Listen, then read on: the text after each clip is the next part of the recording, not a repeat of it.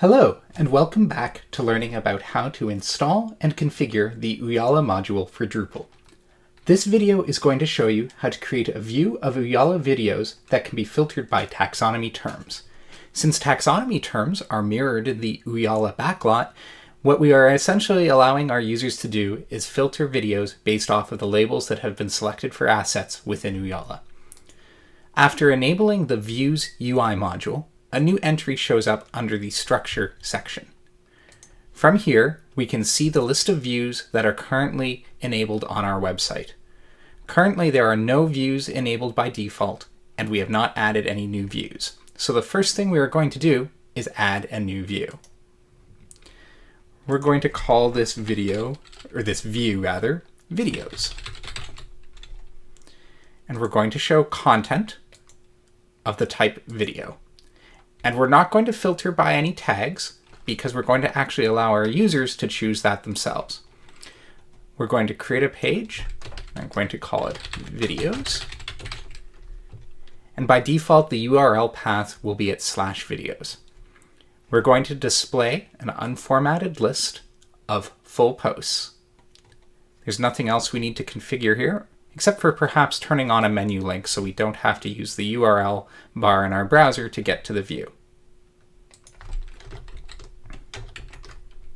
I'm going to click Continue and Edit because we have more configuration to do. By default, what we have now is a view which is at /videos that will show all videos on our website up to 10 videos with a pager. We are going to add a new filter criteria. So we can do this by clicking on Add right by Filter Criteria. I'm going to search for tags because that is the taxonomy field that we wish to filter on. I can check that off and click Apply. For simplicity, I'm going to choose the drop-down selection type, but if you have a very large number of tags or labels, you will probably want to use autocomplete as the drop-down menu could be very large. What is really important is to click on the Expose this filter to visitors and to allow them to change it checkbox.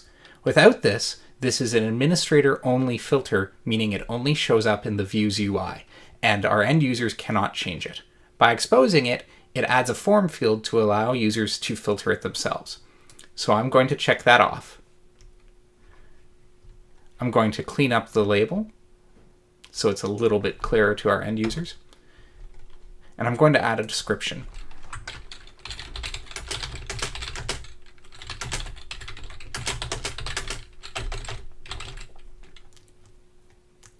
We can also expose the operator for more complicated searching, but almost always it makes sense not to expose that because, as you can see, the different operators you can choose are relatively complicated. However, if you're creating a view for content editors, you might wish to expose that because it might be useful to them.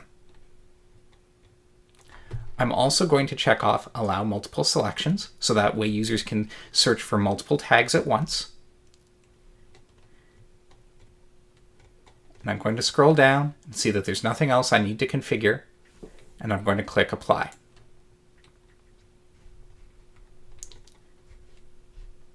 If we scroll down to our preview, we can see the title of the view is Videos and that the Tags field is exposed. If we scroll down, we can see the list of videos, which is currently every video that is on the site. I'm going to scroll all the way up to the top and click on Save to save my changes. If I go back to the site homepage,